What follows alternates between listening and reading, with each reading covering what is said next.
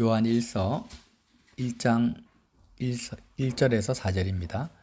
태초부터 있는 생명의 말씀에 관하여는 우리가 들은 바요 눈으로 본 바요 자세히 보고 우리의 손으로 만진 바라. 이 생명이 나타내신 바 된지라. 이 영원한 생명을 우리가 보았고 증언하여 너희에게 전하노니 이는 아버지와 함께 계시다가 우리에게 나타내신 바 된 이시니라. 우리가 보고 들은 바를 너희에게도 전함은 우리의 사귐은 너희에게도 전함은 너희로 우리와 사귐이 있게 하려 함이니 우리의 사귐은 아버지와 그의 아들 예수 그리스도와 더불어 누림이라. 우리가 이것을 쓰면 우리의 기쁨이 충만하게 하려 함이라. 아멘. 여러분, 그 기쁨이라는 것은 사귐을 통해서 옵니다. 무인도에서 혼자 기뻐할 수는 없어요. 무인도에 로빈슨 크루소처럼 막 그냥 먹을 거 잔뜩 쌓아놓고 이렇게 온갖 것, 고급 옷, 뭐 외제차, 뭐 이런 거 다 갖다 놓고 나도 거기서 기뻐할 수는 없습니다. 여러분, 영화 같은 거 보면 지구 종말 어떤 영화들 있잖아요. 모든 인류는 다 사라지고 혼자 남았어요. 백화점, 뭐 빌딩 이런 거 다 있습니다. 근데 혼자예요. 그런 영화 본 적 있어요? 이전에 그런 프로들이 좀 있었어요. 그런데 그 사람은 자기가 하고 싶은 거 다 하죠. 뭐 차로 건물을 들여받기도 하고 백화점 가서 뭐 못 입어봤던 명품 옷도 다 입어보고 하는데 재미가 있습니까? 없어요. 너무나 외롭고 나중에는 제가 어떤 영화인지 모르겠는데 막 자살하려고 해요. 너무나 외롭고 힘들어서. 그것처럼 하나님께서는 사람을 만드실 때 혼자서 기쁘게 살도록 만드시지는 않으셨어요. 왜 그렇습니까? 원래 하나님이라는 영원하신 하나님 아버지도 혼자서 존재하시는 분이 아니거든요.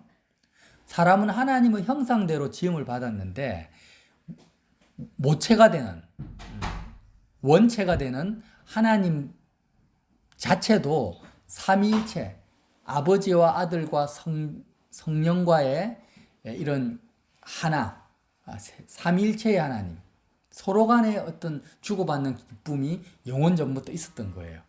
그런 하나님의 형상대로 우리가 지원받았기 때문에 우리도 마음의 어떤 기쁨을 누리려면은 혼자서 뭘 많이 가진다고 되는 것이 아니라 사랑해야 됩니다. 사랑하는 관계 속에서 내가 기쁨을 누리고 거기서 충만함을 얻는 거예요. 그런데 성경에서 말하는 것은 하나님과의 이 땅에서의 관계는 영원하지가 않잖아요. 내가 아무리 사랑한다 할지라도 우리가 그 연애하는 연인들을 봤을 때 그런 프로들 많잖아요. 너무나 연애할 때는 좋았는데 결혼하지 3년 만에 온갖 파토가 다 나고 이혼하고 분란이 생기고 또 그 사랑은 다 식어져 버립니다. 부모 자식 간의 관계도 결국 이 땅에서는 부모는 떠나게 되고 늙고 없어지고. 그래서 이 땅에서의 관계를 통해서 얻는 기쁨이라는 것은 너무나 찰나적이고 한정적이고 변질적이라는 거예요. 그래서 하나님께서는 우리 인간에게 그 어떤 기쁨보다도 너희에게 가장 큰 기쁨을 주고 싶은데 그 기쁨은 어떤 관계에서 온다? 바로 성부와 성자와의 사귐을 통해서 온다라는 거예요. 지금 요한 사도가 말씀하시는 우리가 이것을 쓰면 우리의 기쁨이 충만하게 합니다. 이 말씀의 의미라는 것입니다. 그래서 제자들이 우리가 예수님을 믿었잖아요. 12제자들이 예수님을 믿었어요. 베드로는 뭐라고 고백합니까? 주는 그리스도시요 살아계신 하나님의 아들이라고 합니다. 그런데 여기서 우리가 조금 망치로 머리를 한 대 얻어맞는 것 같은 그런 좀 충격을 조금 받을 필요가 있는데 베드로의 고백, 예수님은 하나님의 아들이라는 이 고백의 의미가 뭐냐면은 제자들은 예수님과 사귄 사람들입니다. 모든 것을 다 내어버리고 건물과 배와 부치를 다 내어버리고 3년 반 동안 예수님과 함께 다녔는데 그렇게 동거동락한 그 의미는 뭐냐? 예수님이 제자들에게 뭐 다른 성경 공부를 시킨 게 아니잖아요. 어떤 목적성을 가지고 야 내가 어떤 건물을 짓는다든지 조직을 만들 거니까 나를 따라라. 그래서 너는 이런 역할을 해라. 역할 분담을 하고 회사처럼 영리 이익을 위해서 한 그런 그것이 아니잖아요. 도대체 제자들은 모든 것을 다 버리고 예수님과 3년 반 동안 동고동락을 하면서 뭘 했냐라는 거예요, 도대체. 다른 거 아닙니다. 아무 목적도 이유도 없는 아가페적인 사랑을 한 거예요. 그냥 사귄 거예요. 이게 놀랍다라는 거예요. 이게 너무나 충격적이라는 거예요. 그래서 제자들이 예수님과 사귐을 전적으로 가졌는데 제자들이 본 예수님의 그 사귐을 통해서 예수님의 모습, 삶을 통해서 뭘 발견하게 됐냐면은 예수님은 영원하신 하나님 아버지와 절친이라는 거예요. 예수님을 봤는데 그 예수님이 어떤 분이다? 돈도 없고 백도 없고 아무것도 없는데 세상에 천지를 창조하신 하나님 아버지와의 그 예수님과의 그 사귐을 본 거예요. 이것을 본 거예요. 이해가 되세요? 제자들이 예수님을 봤는데 3년 반 동안 아침, 저녁, 점심, 계절 변화를 다 겪으면서 봤는데 이 예수님이 하나님 아버지와의 어떠한 관계와 교제와 사귐을 가지고 있는지를 눈으로 본 것입니다. 근데 그 사귐이 어느 정도까지의 깊이 있는지를 누가 가르쳐 주지도 않았는데 제자들이 느낀 거예요. 어떻게? 예수님은 하나님의 아들이라는 것을 발견한 거예요. 그 고백이었던 거예요. 그래서 예수님은 하나님의 아들입니다라는 이 베드로의 고백이 얼마나 대단한 거냐면은 그냥 2000년 전에 목수의 아들로 아무것도 없는 정말 그 예수였는데 당신과 내가 3년 동안 동고동락하고 보니까 당신과 눈에 보이지 않는 창조주 하나님 야훼, 여호와라는 이름도 부를 수 없어요. 그 거룩한 분. 모세도 그 이스라엘 백성들이 가장 존경하는 사람 중에 한 사람이 모세잖아요. 시내산에서 하나님과 대면한 사람입니다. 얼굴이 광채같이 빛났습니다. 근데 모세를 보고도 그 누구도 모세를 향해서 당신은 하나님의 아들이라고 고백한 사람 아무도 없습니다. 그렇게 하나님과 대면하고 친밀한 모세를 보고도 다윗을 보고도 엘리야를 보고도 어떤 성경의 인물을 보고도 그 선지자를 보고 왕을 보고 당신은 하나님의 아들이라고 말한 사람은 아무도 없어요. 그러나 예수님을 보고 제자들이 이구동성으로 뭐라고 합니까? 하나님의 아들이라고 하는 거예요. 영원하신 아버지와의 아들과의 사귐이 그 정도로 깊었던 거예요. 그걸 알았던 거예요. 그래서 예수님은 우리가 생각하기에 어떤 분이셨을까? 하나님과의 사귐을 통해서 누리는 그 충만함. 기쁨이 어디서 온다고 했습니까? 사랑하는 관계에서 온다 했잖아요. 사귐에서 옵니다. 그러니까 예수님 속에서 있었던 그 기쁨은 영원하신 하나님 아버지와의 사귐을 통해서 예수님은 돈이 없어도 먹을 것이 없어도 사람들이 자기를 알아주지 않아도 예수님 속에는 어떤 기쁨이 충만했습니까? 하나님 아버지와의 교제와 관계를 통한 기쁨이 너무나 충만했던 거예요. 그것을 매일 제자들이 보고 경험하면서 와 정말 기절할 정도로 깜짝 놀랐던 것입니다. 세상에 이런 사귐이 있었구나. 이런 영광이 있었구나. 예수님 당신은 정말 그리스도시요 살아계신 하나님의 아들입니다라는 고백이 나왔던 것입니다. 아멘. 그래서 이 사귐을 경험한 사도 요한이 뭐라고 합니까? 3절에 우리가 보고 들은 바를 너희에게도 전하면 너희로 우리와 사귐이 있게 하려 함이라. 우리의 사귐은 어떤 거라고요? 아버지와 그의 아들 예수 그리스도와 더불어 누리는 그 사귐이라는 것입니다. 그 기쁨이라는 거예요.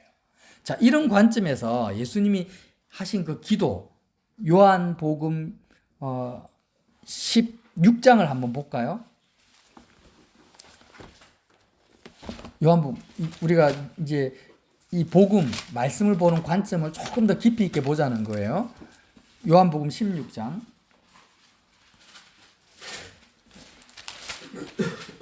16장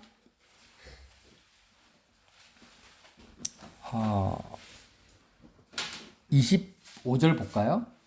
25절 이것을 비유로 너희에게 일렀거니와 때가 이르면 다시는 비유로 너희에게 이르지 않고 아버지에 대한 것을 밝히 이르리라. 그러니까 제자들은 예수님과 하나님 아버지와의 사귐을 봤는데 계속 예수님은 그 본인이 누리고 있는 아버지와의 사귐, 그 기쁨, 그 하나님 아버지에 대해서 계속 말씀을 하신 거예요. 그날에 너희가 내 이름으로 구할 것이요 내가 너희를 위하여 아버지께 구하겠다 하는 말이 아니니 이는 너희가 나를 사랑하고 또 내가 하나님께로부터 온 줄을 믿었으므로.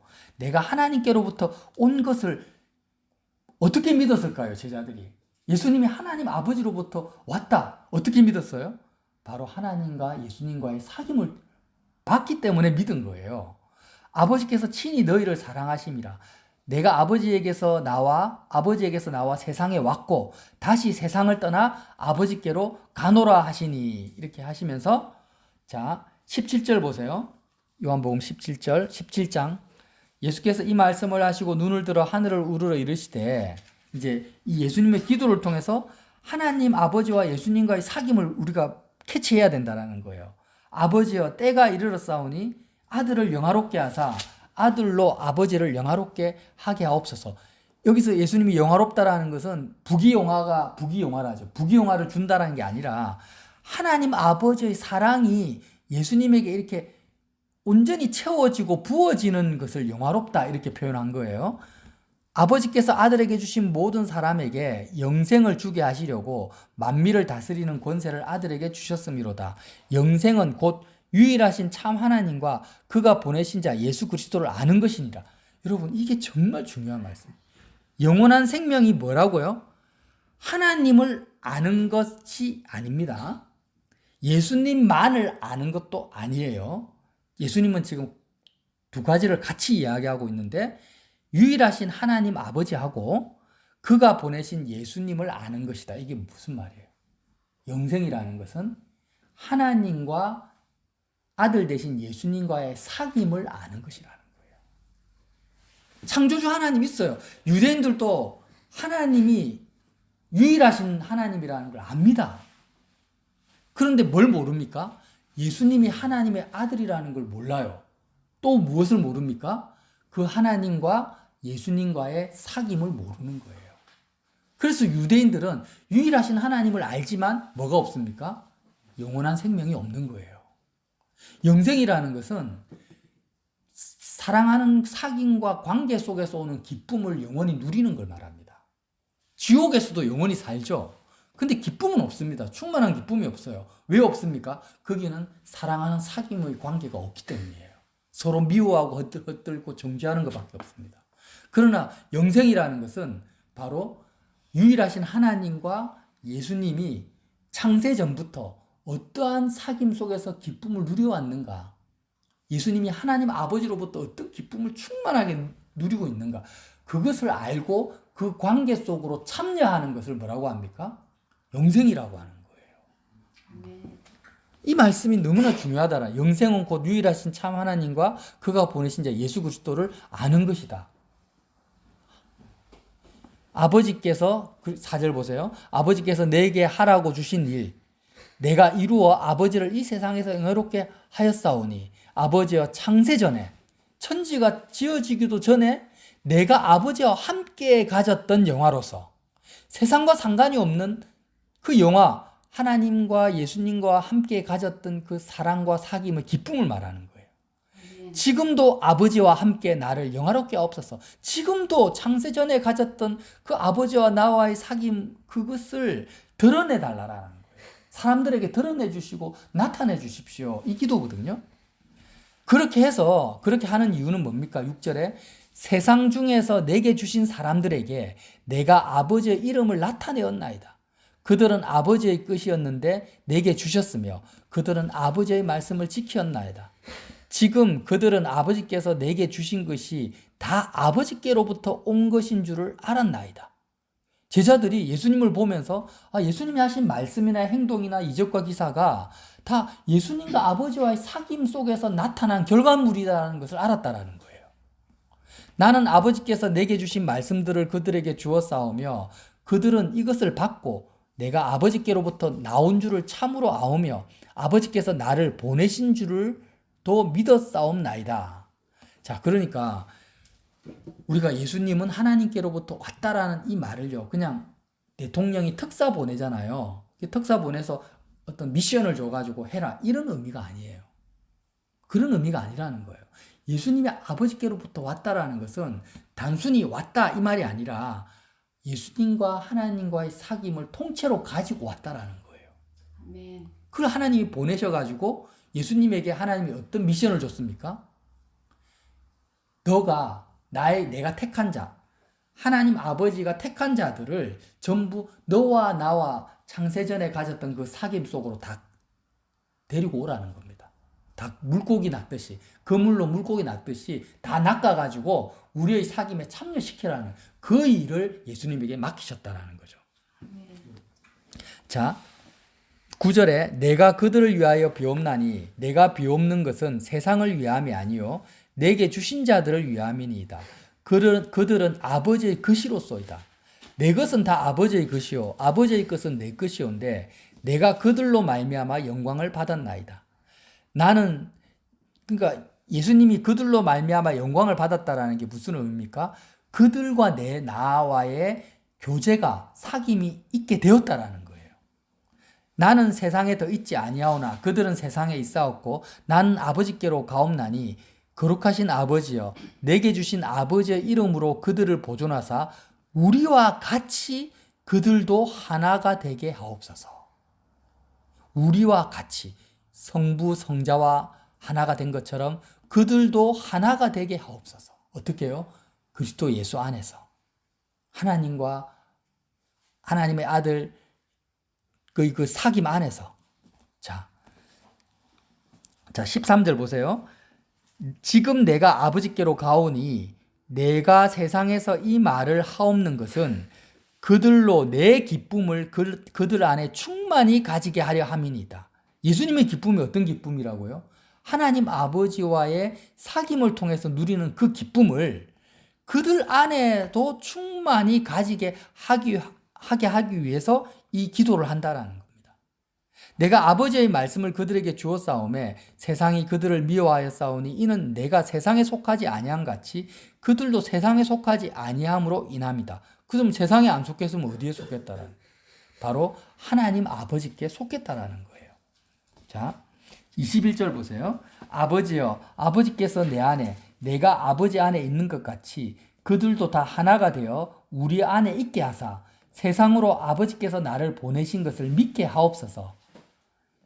이게 무슨 말씀입니까? 제자들이 예수님을 볼 때 하나님 아버지와의 사귐을 보고 예수님은 하나님의 아들이라고 고백한 것처럼 우리도 삼위일체 하나님과의 사귐 속에 있는 것을 세상 사람들이 우리를 통해서 보게 해달라는 것입니다. 예.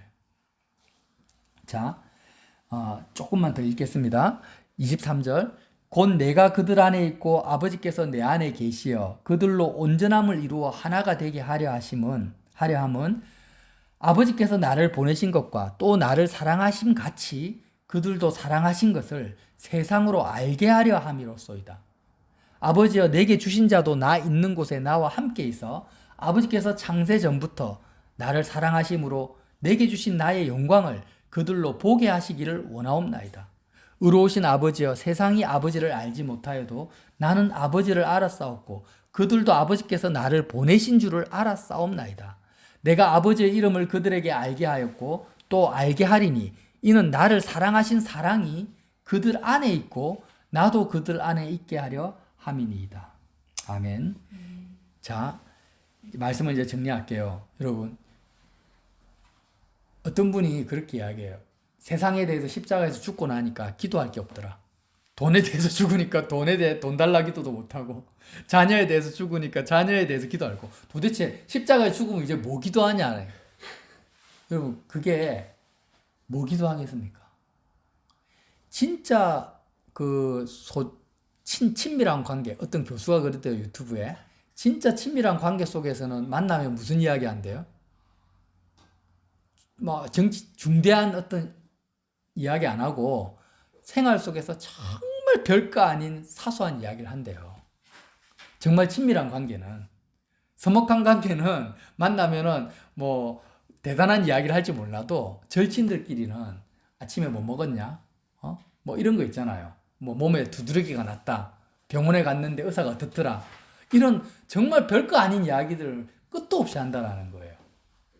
그럼 도대체 우리는 세상에 대해서 죽고 나면은 이제부터 무엇을 기도해야 될까요? 바로 하나님 아버지와 예수님과의 사귐이 기도입니다. 그 사귐을 이야기하는 거예요. 그러니까 이전에 했던 기도와 십자가에서 죽은 다음, 십자가를 진 상태에서 세상에 대해서 죽은 다음에 한 기도의 내용은 완전히 다르죠. 사귀는 기도라는 거예요. 그러니까 오만 이야기를 다 한다. 별거 아닌 것까지 다 하는 거예요. 안녕하세요 성령님이라는 옛날 책도 있잖아요. 그러니까 눈 뜨고 일어나면은 본격적으로 기도가 시작되는 자리가 어디냐? 사귐이 시작되는 자리가 어디냐? 십자가 건너편이라. 우리 마음이 세상에 대해 죽었어요. 세상에 대해 죽었다라는 말이 뭡니까? 세상과의 사귐이 끊어진 거예요. 한정된 것. 이제 세상으로부터 어떤 기쁨을 얻고 세상에 마음을 주고받고 함을 통해서 마음을 주고받는 게 사귐 아닙니까? 내가 취미생활에 내 마음을 다 줘요. 골프하는데 내 마음을 다 줘버렸어. 골프하고 사귀는 거고. 애완동물 키울 때 개한테 마음을 주면은 개하고 사귀는 거죠. 뭐 다른 게 사귀는 거예요? 그러니까 세상에 대해서 십자가에 죽는다라는 의미는 뭐냐면 내가 세상과의 사귐을 이제 정리하겠다라는 거죠. 인간적인 사귐을 정리하겠다. 그리고 이제는 본격적으로 하나님 아버지와 창세전부터 있었던 예수님과의 그 사귐에 내가 참여하겠다라는 거예요. 아멘. 그게 십자가 생활화의 의미입니다.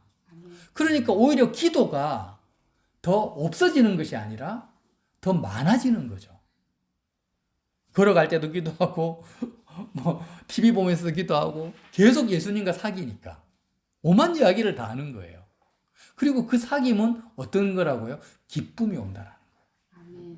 그냥 공중에다가 대고 막 하는 게 아니고 마음이 답답하고 눌려가지고 하는 게 아니라 우리가 사랑하는 사람하고 교제를 하고 하면 어떻게 해요? 마음이 기쁘잖아요. 그런 기쁨이 계속 충만하게 공급되어진다라는 거예요. 그래서 사도 요한이 반모섬에 나중에 노년에 갇히지 않습니까? 아무도 없는 그 지하 감옥에 갇히는데, 무인도에 갇히는데 사도 요한의 마음이 어땠을까요? 하나님과 예수님과의 사귐 속에서 기쁨이 충만했을 거라는 거예요. 그 충만한 기쁨 가운데 하늘이 열리고 계시를 받았는데 그 책이 바로 요한계시록이었던 거예요. 제자들이 그렇게 베드로가 복음을 전하다가 잡혀서 십자가에 거꾸로 못 박혀 죽었는데 그때 베드로의 마음이 어땠을까요? 슬펐을까요? 아니에요. 정말 그 영원한 사귐의 누리고 있는데 십자가를 통과해서 이제 그 영원한 사귐 속에 들어갈 거라는 그 기대감과 기쁨이 충만했어요. 스데반 집사님도 마찬가지였다라는 거예요. 저와 여러분이 아무도 없어. 정말 세상 사람들은 무인도에 가면 이제 기쁨이 사라지지만 우리는 그렇지가 않다라는 거예요. 우리는 무인도에 가도 사도 요한처럼 충만한 기쁨 속에 살 수 있는 사람이 누구예요? 무인도가 아니죠. 사람은 없을지 몰라도 영원하신 하나님은 거기 계시니까 거기서도 기뻐할 수 있는 것입니다. 그래서 우리의 기쁨은, 우리의 기도는 뭐라고요? 기쁨이다. 이렇게 정의할 수 있습니다. 저와 여러분의 기도는 사귐이니까, 하나님과의 사귐이니까 기도하면 할수록 사귐은 깊어지고 우리 속에 기쁨은 충만해진다라는 거예요. 그러니까 이렇게 세상에 대해서 온전히 예수 그리스도와 함께 세상과의 사귐이 끊어지고 영원하신 창세전의 그 사귐 속으로 들어가서 그 하나님 아버지로부터 오는 기쁨이 충만한 사람들이 함께 모이니까 얼마나 그 기쁨이 더 충만할 것이냐 이 말이라는 거죠.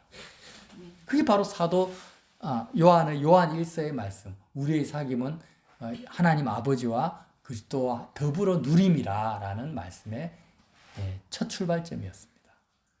저와 여러분이 이제 예수님을 볼 때 제자들이 예수님을 보는 관점으로 우리도 보자는 거예요. 그냥 예수님 혼자 본 게 아니에요. 제자들이 예수, 나이가 30살이고 목수의 아들이고 이적과 기사를 행하시고 이런 능력이 충만한 분이구나 이렇게 본 게 아니라 예수님을 볼 때 하나님 아버지와 예수님과의 사귐을 본 것처럼 그 제자들의 관점으로 우리가 예수님을 보는 거예요. 그럼 예수님을 보면 누가 보입니까? 하나님 아버지가 보이는 거예요. 또 예수님을 보니까 뭐가 보입니까? 십자가가 보이는데 그 십자가는 바로 그 사귐으로 들어가는 영원한 교제로 들어가는 통로고 전환점이었던 거예요. 그래서 십자가에서 세상에서 죽는 것은 뭐예요? 영원한 기쁨 속으로 들어가는 거예요. 아멘. 영원한 교제 속으로 들어가는 거예요. 십자가에 죽는다니까 관계도 다 끊고 뭐 하니까 너무너무 외롭다. 안 그래도 외로워 죽겠는데 십자가에 죽으라니까 더 외롭다. 더 삭막하다. 이거는 정말 모르는 거죠. 그게 아니에요. 정말 영원한 사귐과 기쁨과 교제 속으로 들어가기 위해서 예수님이 살을 찢기시고 피를 흘리신 거예요. 아멘. 얼마나 감사합니까? 자녀에 대해서 죽으라니까 아유 안 그래도 자녀하고도 서먹서먹한데 그 크게 다 죽어버리니까 얼마나 더 서먹서먹해. 그게 아니라 자녀라는 내 마음속에 세상에 묶여있던 끈들을 끊어버리고 하나님과의 관계와 사귐의 끈을 연결하는 거예요. 그럼 이제 자녀로부터 얻는 기쁨이 아니라 하나님으로부터 받는 기쁨이 있잖아요. 그 기쁨을 가지고 어떻게 하고요? 자녀를 만나라는 거죠. 친구를 만나라는 거죠. 이것이 뭡니까? 내가 너희를 사랑한 것 같이 너희가 서로 사랑하는 것이 나의 계명이다. 예수님이 그렇게 말씀하신 거예요. 내가 너희를 사랑한 것 같이. 예수님이 우리를 어떻게 사랑하셨어요? 하나님 아버지와의 사귐을 통해서 받는 그 기쁨을 가지고 제자들에게 나눠주신 거죠. 이렇게 사랑하는 것이 예수님의 계명이었던 거예요. 아멘. 그래서 저와 여러분이 제자들이 예수님을 보는 것처럼 우리도 예수님을 그렇게 보자. 십자가를 어떻게 적용하자? 사귐의 기쁨 속으로 들어가는 전환점으로 적용을 하자. 이렇게 적용하시기를 예수님 이름으로 빌어드립니다.